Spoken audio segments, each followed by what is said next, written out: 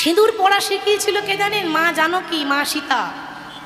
তাজকে মা সীতা একদিন আয়নার সামনে বসে বসে সাজছে। এখন যখন সিঁদুর পরছে, এখন কোথা থেকে ছিল? হনুমান। হনুমান এসে বলছে, মা এই তুমি প্রত্যেকদিন সিঁদুর পরো কেন বলো তো? আমি ওসব বাবু বুঝি না, সিঁদুর পরলে কি হয়? হনুমানকে বলছে, দেখ বাবা, তুই একই ব্রহ্মচারী, বিয়ে তো করিসনি, বুঝবি? তারপরে আবার হনুমান মানে বানর, তা পশুকুলে জন্ম তোর, কি জানবি সিঁদুর পরলে কি হয়? না, আমাকে বলতেই হবে। তাহলে শোন, সিঁদুর পরলে স্বামীর মঙ্গল হয়, মানে রামের মঙ্গল হয়। হনুমানের মনটা কত সরল দেখুন। হনুমান বলছে, রামদার স্বামী হয়, মা সীতার পতি হয়, আমারও তো পতি, সে তো জগৎপতি। তাহলে মা যদি পতির মঙ্গলে যদি সিঁদুর পরতে পারে, তাহলে আমি কেন পারবো না? মা সীতার ঘরে যত সিঁদুর ছিল, হনুমান সব নিয়ে এসে একেবারে পা থেকে মাথা পর্যন্ত সিঁদুর মেখে লাল হয়ে